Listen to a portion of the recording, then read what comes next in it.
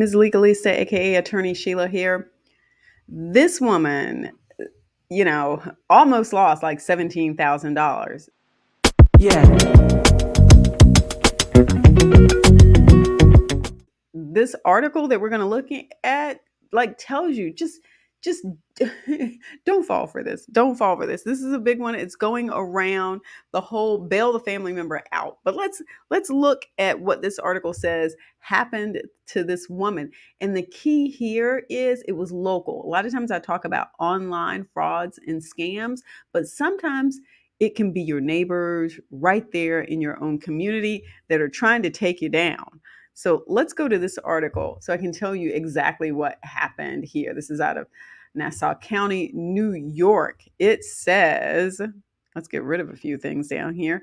It says, let's see, duo caught red handed, 50,000 recovered after attempted Rockville Center scam. Police say two men, let's scroll down. Two men who attempted to scam a Long Island woman out of thousands were intercepted by police thanks to the potential victim's quick thinking, authority says. And here are the guys who got arrested. Now, here's the thing about this. I'm looking at this picture and them looking at their ages. You guys, they are fairly young, 28 and 31 years old. And now they're going to be spending all of this time in jail. 28 years old. This guy is 28 years old and this one is 31. I hate that they felt like this was the way to go. It sounds like they just really didn't think this whole thing through. All right. Whoops, I'm hitting my microphone here. It's Sophie Gresner with thedailyvoice.com. This is where this article is coming from. Dailyvoice.com. This is being reported out of New York. This is on Wednesday, May 3rd. At about 4:15 p.m., a Rockville Center woman aged 69 received a call from someone claiming to be her grandson, according to the Nassau County Police. Now, we all know that a lot of times people are preying on the elderly. I've talked a lot about elder financial abuse, elder fraud, scams that are targeting the elderly.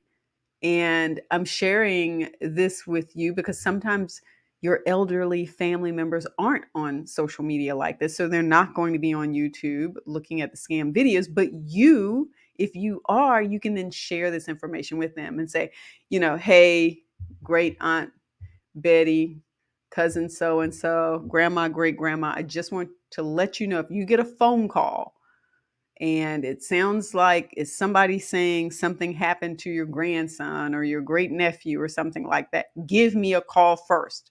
Don't pay this money to these people. Call me first. And so this is the key here. A lot of times, like I said, they are targeting our seniors with a lot of these scams. So let's go back to what this says. On Wednesday, May 3rd, about 4:15, okay, another person who introduced himself as Michael Waller told the woman he was her grandson's attorney and that he needed $17,000 in cash in order to bail her grandson out. The woman was reportedly told that after she took out the cash, a courier would be sent to her home to pick it up. Now, there are a few things that you can do with this, okay? So once the person says, I'm the attorney for your grandson, and my name's Michael Waller, well, then you can then say, okay, well, give me the name and number of the law firm so that I can confirm that.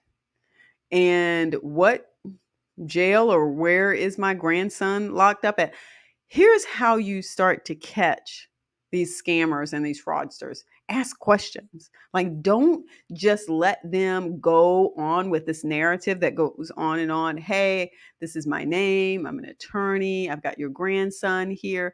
Ask questions. Go, okay, well, I've got 6 grandsons. Which grandson are you talking about? And wait to hear what the answer is.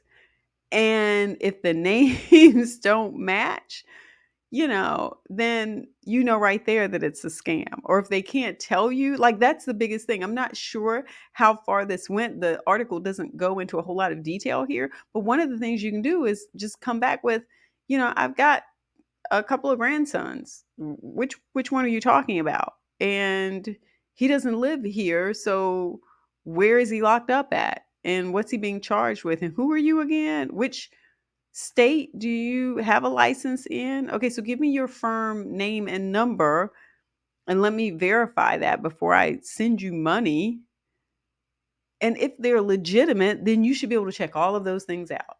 And all of those things should make sense. They should be able to tell you where the grandson is being held.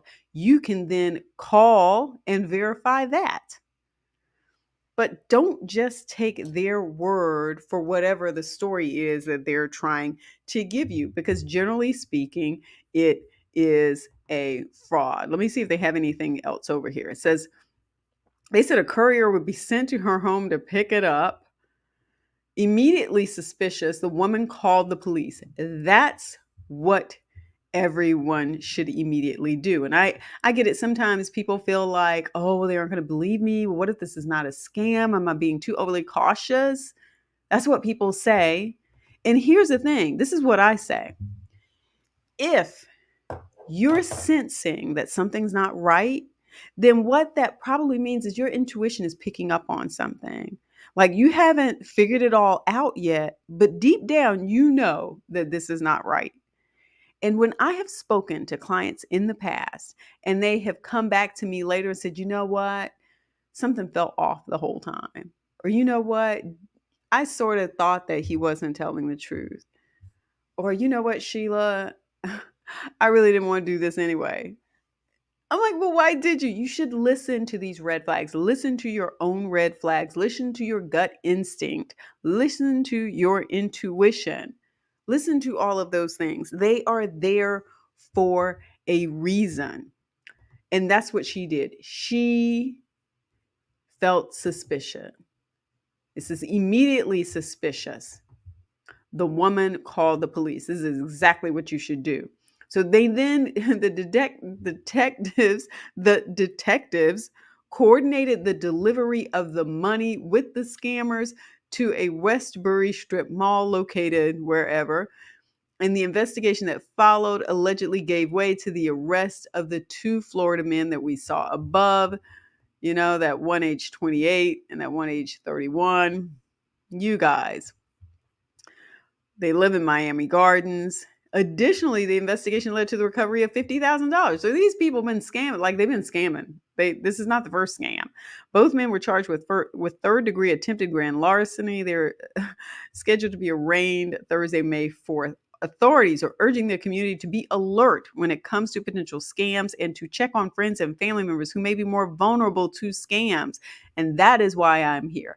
That is why I'm talking. That is why I'm sharing this with you, so that you can alert family and friends to be more cautious about these scammers who are out there working 24/7 and not taking weekends and holidays off. Hope this information helps you out. Don't forget to give the video a thumbs up and don't forget to subscribe. Peace.